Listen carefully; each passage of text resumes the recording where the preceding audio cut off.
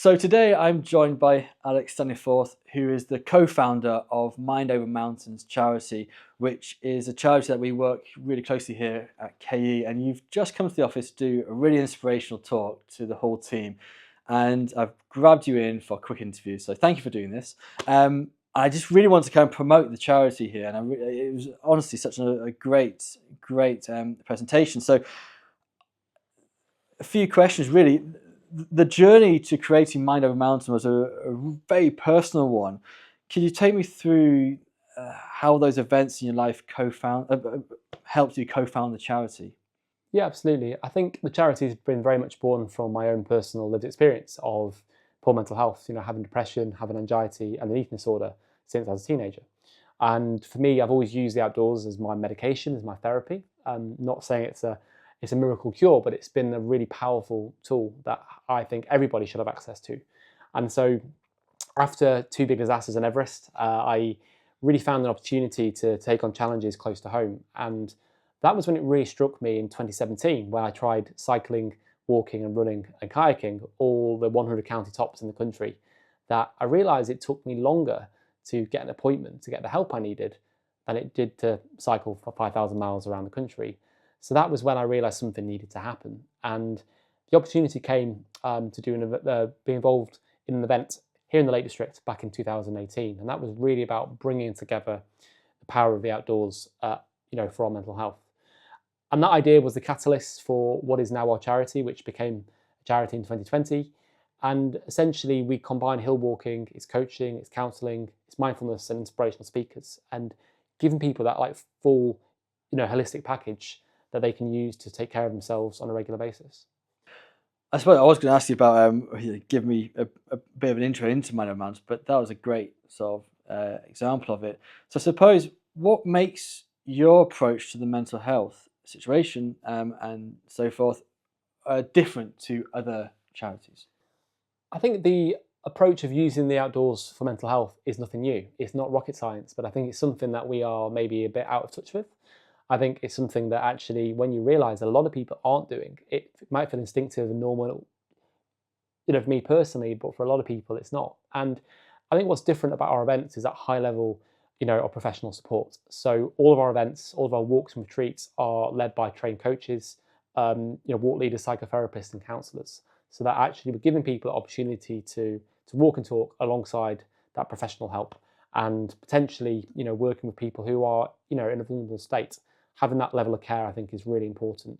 And there are lots of events out there around getting people walking. I think that's really important. But we base our events on the five ways of wellbeing, and I think we make sure we tick all five of those boxes and give people actually that sustainable change. Because we know that if we go away in the mountains for a day, well, we might feel great, but what happens when we come back?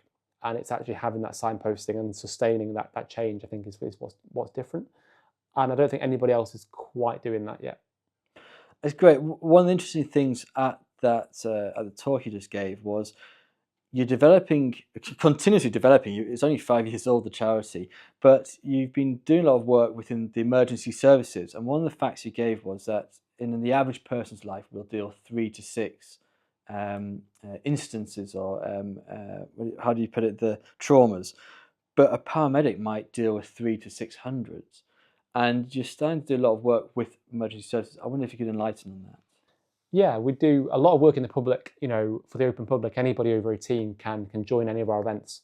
But we realised a need during the pandemic that there was a lot of demand for support for our first responders, given they're the people that have looked after everybody during the pandemic and experienced so much trauma and pressure and continue to do so.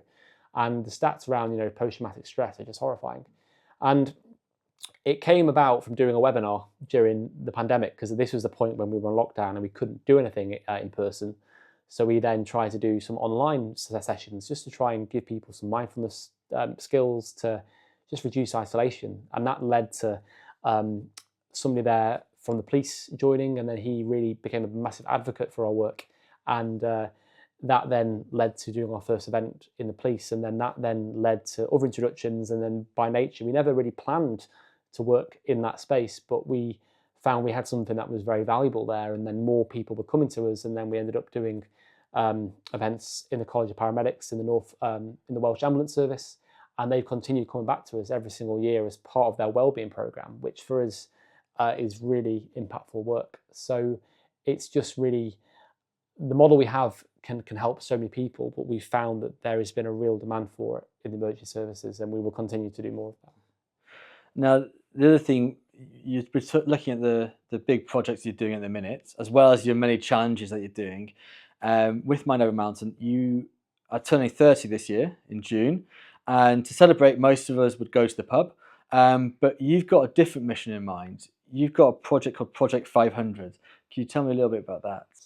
Yeah, I thought I would want to mark that milestone by doing something big and scary, and because I know that, obviously now suicide is the biggest killer of people under 35 in the UK, and that's 5 young people on average every single day, and the ability to get in the mountains helped me through my own darkest moments, and I think I want everybody to be able to experience that.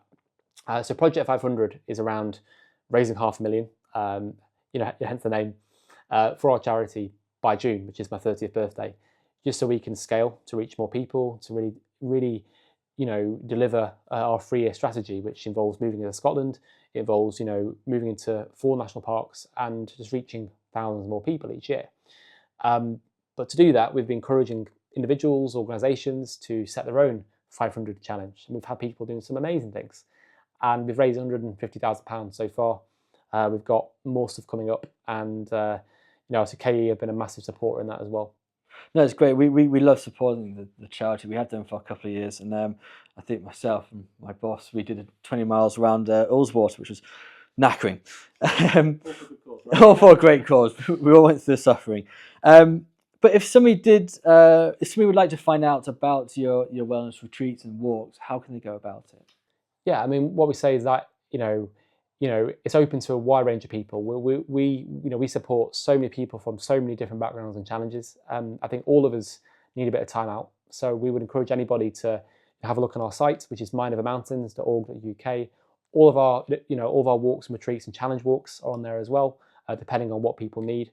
We've been starting a few partnerships in Forestry England, and just in the area, trying to really focus on kind of more disadvantaged groups, and supporting people perhaps who aren't able to go and do a full walk of the mountains. So being more inclusive and trying to go where we're needed most is our priority. So best place to have a look is on our site. If you or somebody that they know could benefit from that, then please do send them our way. And we have bursaries available as well, for anybody in financial hardship to attend and get the help that is needed. Excellent. Well, we'll put a link to your website at the bottom of this video. But Alex, thank you so much for coming. This won't be the last time you're here, hopefully. But thank you everybody for watching. Please do get in touch with ourselves, but also with Alex and Mind Over Mountains. And yeah, thank you very much, Alex.